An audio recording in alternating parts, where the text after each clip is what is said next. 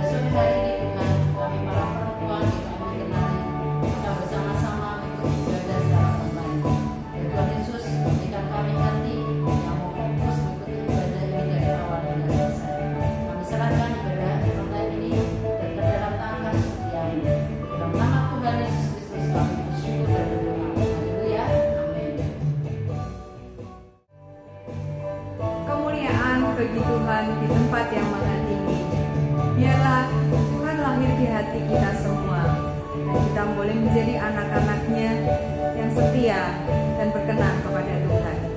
Mari kita pujikan God Bless You, Merry Gentlemen.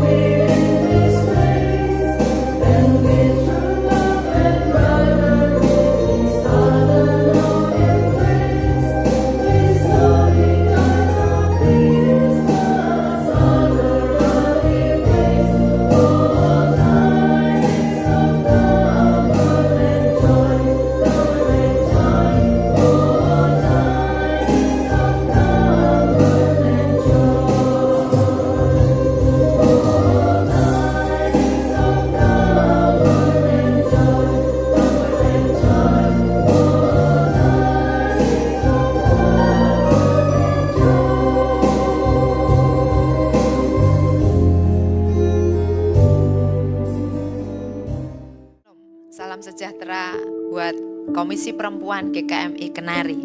Pada kesempatan yang indah ini saya akan menyampaikan kebenaran firman Tuhan yang akan kita renungkan bersama-sama. Ada satu tema yang menarik yang disampaikan ke saya mengenai kalimat I love you. Saudara, Thomas Hobbes, seorang filsuf berkebangsaan Inggris pada abad yang ke-17 menggambarkan natur seorang manusia itu dalam sebuah ungkapan bahasa Latin. Dia mengatakan homo homini lupus. Apa itu homo homini lupus? Homo homini lupus artinya bahwa manusia adalah serigala bagi sesamanya. Thomas berkata demikian karena melihat realita. Bagaimana hidup manusia yang penuh dengan persaingan. Hidup manusia yang saling menyerang, saling melukai, bahkan berujung kepada saling membunuh. Pendapat Hobbes masih kita jumpai, saudara, sampai saat ini. Apalagi dalam kondisi sekarang ini, di mana ada persaingan yang sangat ketat di segala bidang kehidupan. Bahkan mungkin saudara pernah mendengar orang berkata, Kalau mau tetap eksis, ya harus berani bersaing. Itu bisa diucapkan dari mulut orang tua kepada anaknya, dari rekan sesama bisnis yang menasehati rekannya. Kalau mau eksis, ya harus berani bersaing. Bahkan kalau kita lihat di dalam Markus pasal yang ke-9, terjadi peristiwa di mana Yohanes, salah seorang dari murid Yesus, yang bercerita kepada Yesus bagaimana ada orang lain yang bukan pengikut mereka mengusir setan di dalam nama Yesus. Yohanes melarang peristiwa itu dan dia menceritakan kepada Yesus. Tapi apa yang disampaikan Yesus kepada Yohanes? Yesus membuka pikiran muridnya untuk melihat hal yang positif dari apa yang dilakukan oleh orang lain di luar pengikut Yesus yang mengusir setan demi nama Yesus. Saudara, persaingan terjadi di mana saja dan oleh siapa saja. Tapi kalau kita memahami arti kasih, maka kelebihan, keberhasilan orang lain tidak akan kita lihat sebagai sebuah persaingan. Tapi kita akan melihat kelebihan orang lain, keberhasilan orang lain sebagai daya dorong untuk kita ini menjadi lebih baik. Sesama manusia itu bukan musuh kita, tetapi mereka adalah mitra, kawan sekerja yang Tuhan tempatkan di sekitar kita untuk kemuliaan nama Tuhan. Bagaimana kita bisa memahami arti kasih di dalam kehidupan kita? Kita baca di dalam 1 Yohanes pasal 3 ayat 16 sampai 18. 1 Yohanes 3 ayat 16 sampai 18 berkata demikian. Demikianlah kita ketahui kasih Kristus, yaitu bahwa Ia telah menyerahkan nyawanya untuk kita. Jadi kita pun wajib menyerahkan nyawa kita untuk saudara-saudara kita. Barang siapa mempunyai harta duniawi dan melihat saudaranya menderita kekurangan, tetapi menutup pintu hatinya terhadap saudaranya itu, bagaimanakah kasih Allah dapat tetap di dalam dirinya? Anak-anakku, marilah kita mengasihi, bukan dengan perkataan atau dengan lidah, tetapi dengan perbuatan dan dalam kebenaran. Saudara, dari 1 Yohanes pasal yang ketiga ayat yang ke-16 ini, kita bisa memahami arti kasih jika kita mengetahui kasih Kristus buat kita. Apa itu kasih Kristus? Kasih Kristus adalah kasih di mana Yesus mau turun ke dunia, memberikan nyawanya, mati, dan pada hari yang ketiga dibangkitkan untuk memberi kehidupan buat saudara dan saya. Ini adalah kasih yang sangat luar biasa dan tidak ada kasih yang melebihi kasih yang dilakukan Yesus buat setiap kita. Yohanes pasal 15 ayat yang ke-13 berkata demikian. Tidak ada kasih yang lebih besar daripada kasih seorang yang memberikan nyawanya untuk sahabat-sahabatnya. Dan ini yang dilakukan Yesus buat kita, saudara. Apa yang dilakukan Yesus yaitu mengorbankan nyawanya. Bukan untuk kepentingan Yesus, bukan untuk ketenaran Yesus. Yesus tidak perlu ketenaran. Yesus mengorbankan nyawanya untuk kepentingan kita, supaya kita ini memiliki kehidupan yang kekal. Kita ini berhutang nyawa dengan Yesus, dan Yesus mengorbankan nyawa untuk kita. Kalau saudara memahami arti kasih Yesus dalam diri saudara, maka hidup saudara akan diubahkan. Saudara tidak akan melihat orang lain sebagai saingan, sebagai musuh. Tetapi saudara akan melihat orang lain, baik itu pasangan saudara, baik itu anak-anak, rekan pelayanan, rekan kerja di kantor, siapapun mereka yang ada di sekitar kita, bukan sebagai musuh atau saingan, tetapi sebagai orang-orang yang layak saudara kasihi. Bahkan ketika mereka tidak layak sekalipun untuk terima kasih saudara. Tapi kalau kasih Kristus menyentuh hidup saudara, saudara mengerti, memahami makna yang Yesus berikan buat kita, maka saudara akan mengerti bagaimana saudara mengasihi orang-orang. Karena hidup saudara sudah disentuh oleh kasih. Yang menjadi pertanyaannya, mengapa kita harus mengasihi? Apa untungnya kita mengasihi? Dalam 1 Yohanes 3 ayat 16 sampai 18. Kata saudara di sini bisa berarti adalah saudara yang baik, tapi bisa juga saudara yang tidak baik. Saudara yang mengecewakan, saudara yang membuat hati terluka. Siapapun mereka, asal dia adalah saudara, maka mereka adalah orang-orang yang perlu kita kasihi. Bukan hanya sekedar dengan perkataan, tapi firman Tuhan katakan di dalam ayat yang ke-18, kita juga mengasihi lewat perbuatan. Mengapa mengasihi itu penting?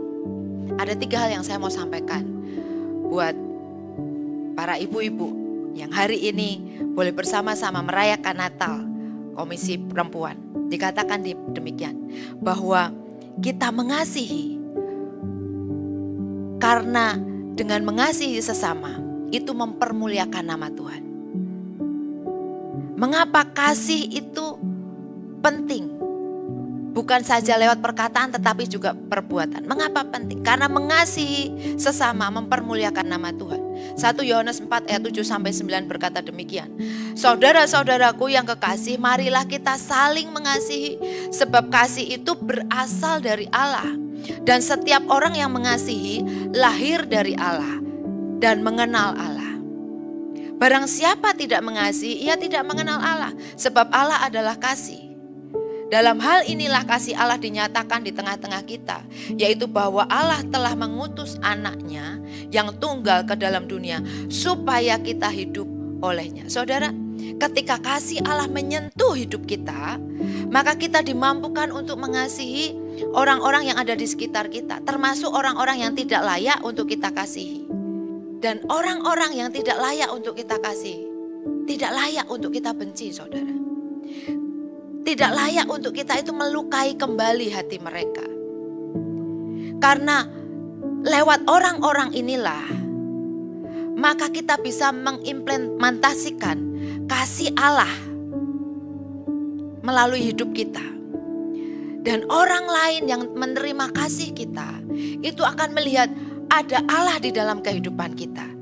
Sehingga lewat hidup kita yang mengasihi mereka, mereka mempermuliakan nama Tuhan. Orang lain bisa melihat dampaknya ketika kita disentuh oleh kasih Allah dan kita kembalikan kasih itu untuk memberkati mereka. Dan saya percaya dari mulut orang-orang ini tidak akan keluar kutukan, tidak akan keluar cacian, tidak akan keluar kata-kata yang negatif. Tetapi mereka akan berkata, kok orang ini baik ya, pasti ini orang yang kenal Tuhan. Jadi melakukan kasih itu perlu. Karena ketika kita melakukan kasih, orang bisa mempermuliakan nama Tuhan. Yang kedua, kenapa kita perlu melakukan kasih? Yang kedua adalah ketika kita melakukan kasih, kita bersikap kasih, maka iman kita akan bertumbuh. Firman Tuhan di dalam 2 Tesalonika pasal 1 ayat yang ketiga berkata demikian. Kami wajib selalu mengucap syukur kepada Allah karena kamu, saudara-saudara. Dan memang patutlah demikian, karena imanmu makin bertumbuh dan kasihmu seorang akan yang lain makin kuat di antara kamu. Saudara, iman dan kasih itu berjalan beriringan. Kita tidak akan pernah bisa mengasihi Allah kalau kita tidak memiliki iman kepada Allah. Demikian juga sebaliknya, iman kita tidak akan bertumbuh kalau kita tidak mengasihi Allah dan sesama. Jadi iman dan kasih ini berjalan beriringan. Kita tidak bisa berkata aku ini beriman, tapi kalau tidak ada kasih di dalam hidupmu, maka imanmu itu sia-sia. Iman dan kasih bertumbuh bersama-sama. Seorang yang bernama Corrie ten Boom, penulis Kristen yang sangat luar biasa. Corrie ten Boom dan adiknya Betsy pernah dimasukkan ke dalam kamp konsentrasi perempuan berkenaan dengan bagaimana Corrie ten Boom dan adiknya ini menyembunyikan dan melindungi orang-orang Yahudi pada Perang Dunia Kedua. Bahkan Corrie ten Boom semakin terpukul ketika adiknya Betsy meninggal di dalam kamp. Namun 2 tahun setelah perang berakhir dan Corrie ten Boom dibebaskan, suatu saat Corrie ten Boom berbicara dalam sebuah persekutuan di gereja. Topik yang dia sampaikan hari itu adalah tentang pengampunan. Ketika dia berbicara tentang pengampunan di dalam gereja itu, salah seorang mantan penjaga penjara di mana dia ditahan pada waktu itu hadir di ibadah. Ketika dia melihat orang ini, hatinya bergetar. Muncul kebencian. Tapi ketika di tengah-tengah situasi yang tidak mudah, dia berdoa kepada Tuhan. Dan ketika dia berdoa, dia menjamah tangan dari penjaga kamp konsentrasi ini. Maka sebuah aliran yang sangat dahsyat mengalir dalam tubuhnya. Dia merasakan getaran yang sangat luar biasa. Dia merasakan ada kasih yang begitu indah yang dia alami.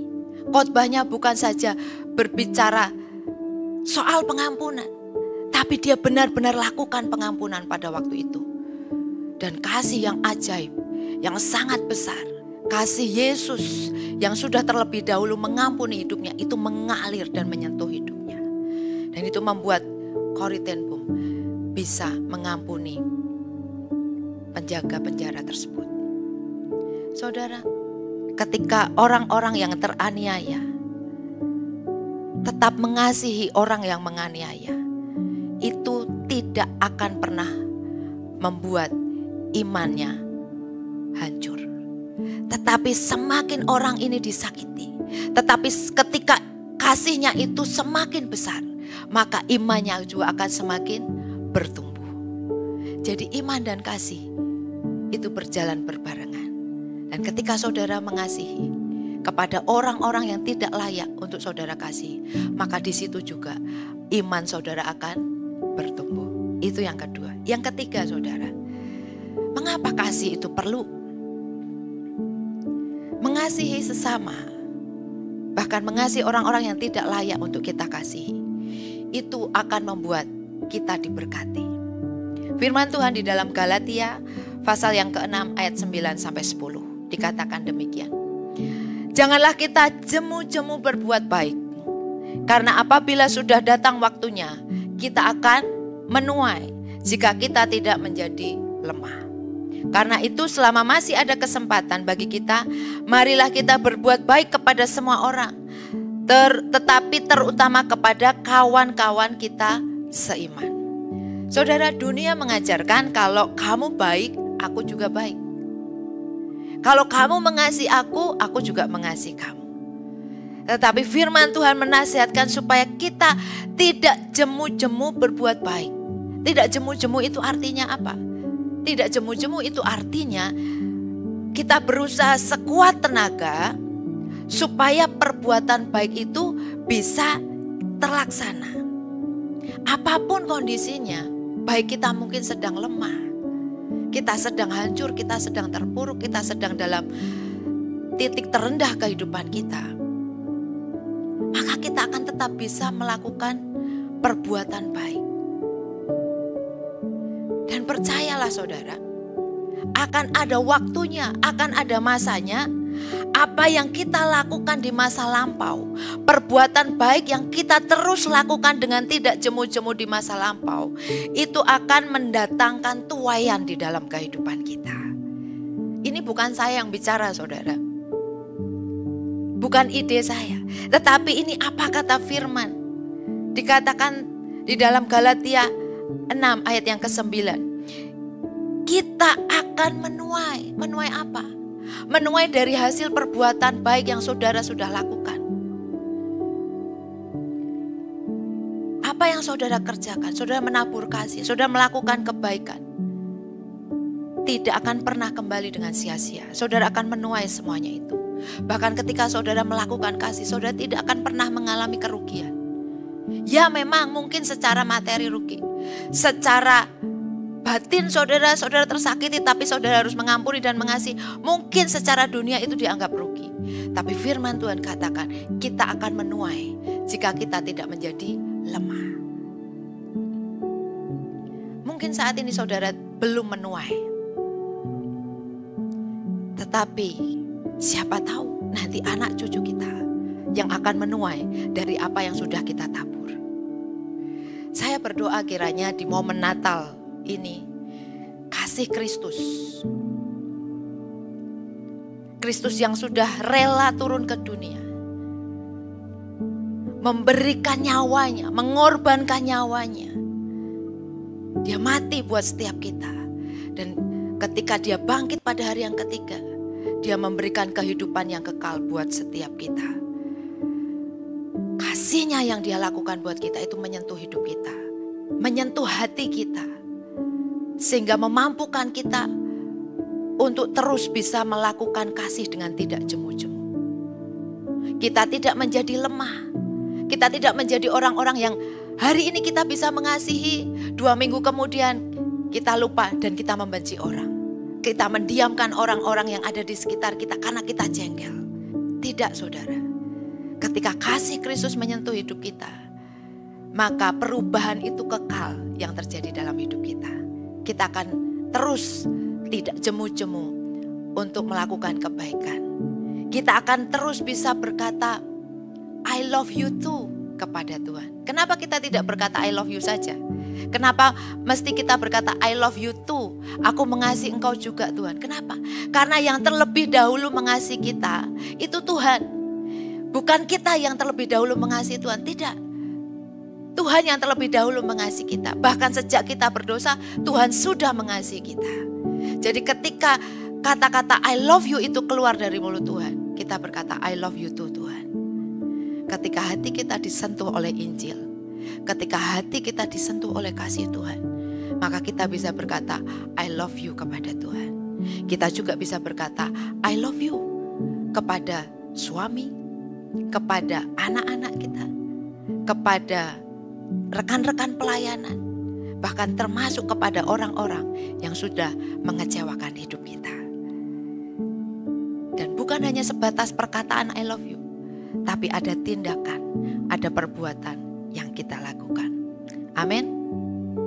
Mari izinkan kasih-Nya menyentuh setiap kita, dan ketika hati kita tersentuh, maka kita bisa mengasihi Allah dan juga mengasihi sesama. Tundukkan kepalamu, mari kita berdoa. Tuhan, terima kasih untuk momen Natal ini di mana kami diingatkan akan kelahiran-Mu ke dunia ini. Untuk kepentingan kami, supaya kami yang berdosa, kami yang seharusnya binasa, mendapatkan kehidupan yang kekal. Ampuni kami Tuhan, kalau selama ini kami lebih mendengarkan apa kata dunia. Ketika orang lain membenci kami, ketika orang lain menyakiti kami membalas mereka seperti cara mereka memperlakukan kami. Tapi hari ini kami mendengar kabar baik, bahwa ketika kami mengasihi, maka itu bukan sebuah kerugian. Tapi ketika kami mengasihi, kami mempermuliakan nama Tuhan. Ketika kami mengasihi, maka iman kami bertumbuh. Dan ketika kami mengasihi, kami akan menuai kasih itu di dalam kehidupan kami. Terima kasih Bapa, terima kasih Tuhan Yesus, terima kasih Roh Kudus untuk kasih yang sudah Engkau berikan buat kami. Dan biar kiranya kami menjadi orang-orang yang dapat mempermuliakan nama Tuhan dalam kehidupan kami. Kau memberkati Komisi Perempuan GKMI Kenari, biar hidup mereka adalah hidup yang mengimplementasikan kasih Tuhan dalam keluarga, dalam pelayanan, maupun di masyarakat dimanapun mereka berada. Kami bersyukur di dalam nama Tuhan Yesus. Kami berdoa. Amin. Saya mengucapkan selamat Natal untuk Komisi Perempuan GKMI Kenari. Kiranya kasih Tuhan menyentuh hidup kita dan kita hidup mempermuliakan nama Tuhan. Tuhan Yesus memberkati. Biarlah kelahiran Tuhan Yesus menjadi kesukaan di dalam hati kita, dan kita boleh bersukacita karena kehadirannya di dalam dunia ini untuk menebus setiap kita manusia yang berdosa. Mari kita angkat satu pujian, Oh Holy Night. Oh,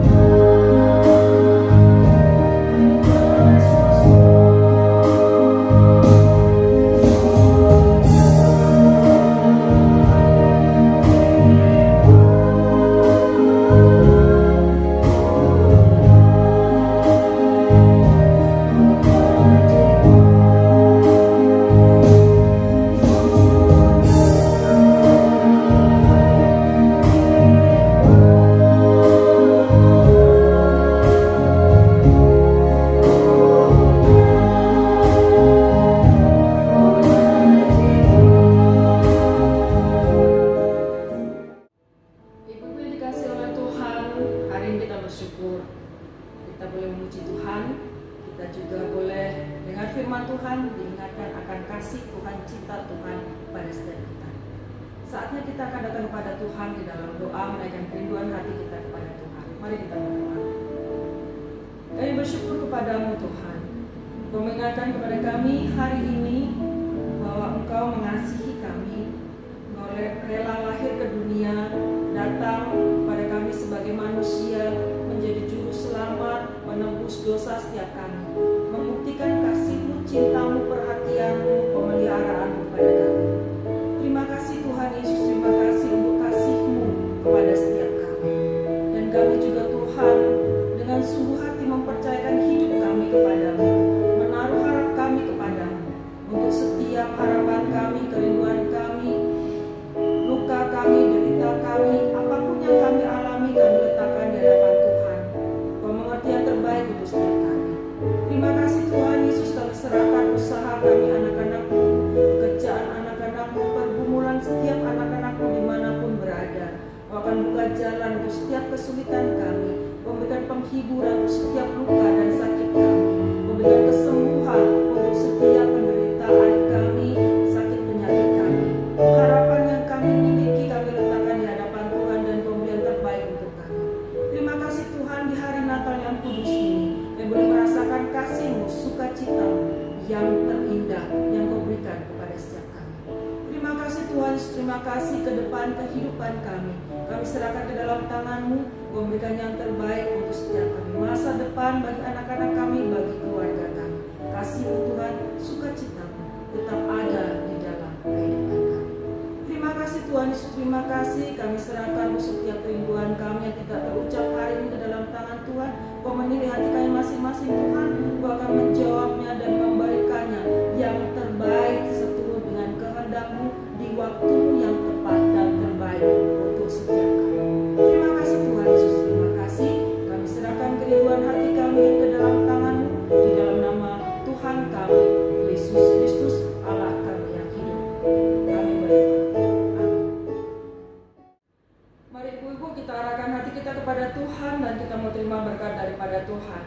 Kasih sukacita, damai sejahtera, pemeliharaan yang sempurna daripada Allah Bapa, Allah Putra, dan Allah Roh Kudus ada bersama-sama dengan kita semua, mulai dari sekarang sampai selama-lamanya. Amin. Bapa, terima kasih.